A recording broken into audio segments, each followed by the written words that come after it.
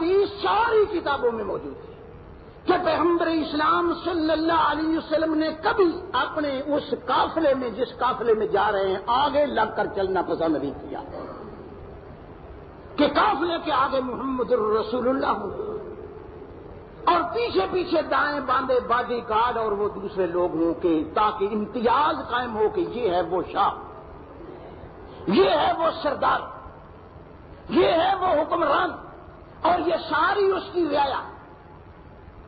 نہیں، کسی کو پتہ نہیں چلا۔ صحیح بخاری، صحیح مسلم، ابو داؤد، ابن ماجہ، نسائی، کسی حدیث کی کتاب کو اٹھا لو، جس قافلے میں محمد الرسول اللہ صلی اللہ علیہ وسلم بھی جا رہے ہیں وہ قافلہ جا رہا ہے اور دوسروں کا قافلہ بھی آ رہے ہیں جس میں محمد الرسول اللہ موجود نہیں۔ دوسرا قافلہ جو دوسری طرف سے آ رہا ہے جس نے محمد الرسول اللہ کو نہیں دیکھا، اس سے پوچھا گیا ہے کہ تم کدھر جا رہے ہو؟ وہ قافلے والے کہتے ہیں کہ ہم مسلمان ہیں، لا الہ الا اللہ محمد الرسول اللہ پڑھتے ہیں اور حج پر جا رہے ہیں۔ آپ کون لوگ ہیں؟ یہ قافلے والے ان کو بتاتے ہیں کہ ہم بھی مسلمانوں کا قافلہ مسلمان ہیں، لا الہ الا اللہ محمد الرسول اللہ پڑھتے ہیں اور حج کے لیے قافلہ ہمارا حج میں جا رہا ہے۔ پھر ایک مزید نتیجہ نکالیے، آپ کہیں گے کہ شاید اس وقت کی بات ہوگی جب کہ ابھی اسلام میں اتنی طاقت اور قوت نہیں تھی اور حکمران یہ امتیاز قائم نہیں کر سکتا تھا۔ نہیں، یہ اس زمانے کی بات ہے جس زمانے کے بعد محمد الرسول اللہ چند مہینے دنیا میں زندہ رہے، یعنی حجۃ الوداع کا موقع۔ حج ذی الحجہ میں ہوا، ذی الحجہ کے بعد محرم صفر آیا اور ربیع الاول میں محمد الرسول اللہ وفات پا گئے۔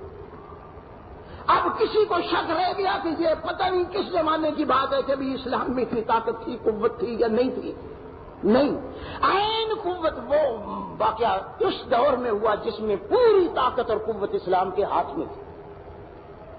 اب تو کوئی شک نہیں رہا کہ اس حاکم کو اللہ کے فضل و کرم سے سارے آرام اور ساری آسائشیں مہیا ہیں، اور اس قافلے میں وہ لوگ صحابہ موجود ہیں۔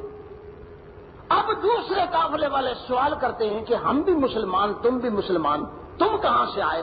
کہ ہم مدینہ سے آئے، کہ ہم نے وہاں مدینہ ہی کے رہنے والے ایک آدمی محمد الرسول اللہ کا نام سنا، اس کے اخلاق، اس کی تعلیم ہمارے یہاں پہنچی تو اس کی تعلیم کو سن کر، اس کے اخلاق کو سن کر ہم مسلمان ہو گئے۔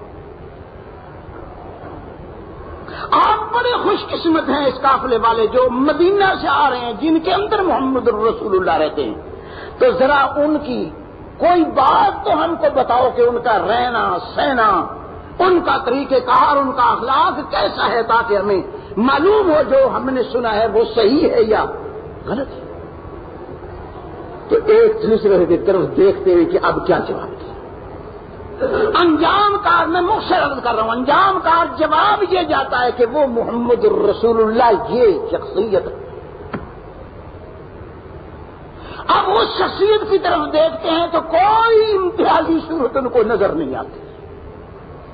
وہ آنا محمد الرسول اللہ اپنا خطاب کراتے ہیں، اپنا تعارف کراتے ہیں، اور وہ آنا مسلمین کہہ کر کے اپنے آپ کو، یعنی جس کا کلمہ پڑھا جا رہا ہے اس کے، اور جس کا کلمہ پڑھا جا رہا ہے، جو کلمہ پڑھنے والے ان میں کوئی امتیازی نشان موجود نہیں جس سے یہ پتہ چلے کہ اس کا کلمہ پڑھا جا رہا ہے۔ ابھی میرے کہنے کا صرف مطلب یہ ہے کہ خدا کے لیے یہ بات سمجھو کہ کیا کسی حکومت کو آج تم بھی ایسا دیکھتے ہو، جو بھی حکومت تمہارے یہاں بن کر کے آئی کہ حکمران کا پتہ نہ چلے کہ وہ حکمران، چلو عوام میں نہ صحیح، اس کے اپنی باڈی گارڈوں میں صحیح، اس کے حلقہ نشینوں کے درمیان سے کیا کوئی امتیاز باقی نہیں ہوتا، کسی کو پتہ نہیں چلتا۔ سو میں عرض یہ کر رہا تھا کہ آپ خلافت راشدہ میں سے کسی ایک خلیفہ کا حال پڑھ لیجیے۔ ابو بکر صدیق پسند نہیں ہے تو عمر کو لے لیجیے، وہ پسند نہیں عثمان کو لے لیجیے، علی کو لے لیجیے، جو شخصیت تم کو پسند ہے اس سیرت کو اٹھا لیجیے۔ اگر ہر صحابی کی سیرت تم کو یہ بتائے کہ ہاں فی الواقع یہ حقیقت ہے کہ کسی وقت کے حکمران نے بھی امتیازی شخصیت، امتیازی حالات پیدا نہیں کیا، اس کا رہنا سہنا، کھانا پینا، چلنا تو سیدنا ابو بکر صدیق نے وہ خلافت جب ملی، خلافت کے بعد وہ فاخرہ لباس اتار کے الگ رکھ دیا. ابو بکر آپ پر تو 500 دینار کا جبہ ہوا کرتا تھا، اب تو آپ خلیفہ بن گئے. فرمایا ہاں اس وقت ابو بکر تھا، ابو قحافہ کا بیٹا، اور صرف اپنا حساب خدا کو پیش کرنا تھا. اللہ نے مال دیا تھا، دولت دی تھی، اس میں میرا جو حق تھا وہ استعمال کرتا رہا. اب اس پورے علاقے کا، اس پوری حکومت کا بوجھ میرے سر پر رکھ دیا گیا.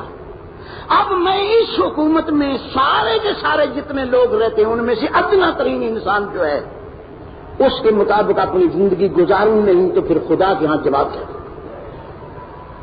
اب سے میرا کھانا بھی ایسا رہے گا، پینا بھی ایسا رہے گا، پہننا بھی ایسا رہے گا. اللہ ہمیں سمجھ کی توفیق عطا فرمائے.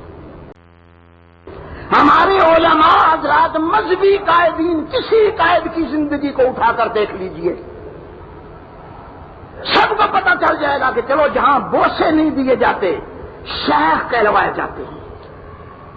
امیر اور صدر کے ناموں سے خطاب ہوتا ہے، ان کی بانسری بھی ویسے ہی بجتی ہے جیسے دوسروں کی بج رہی ہے.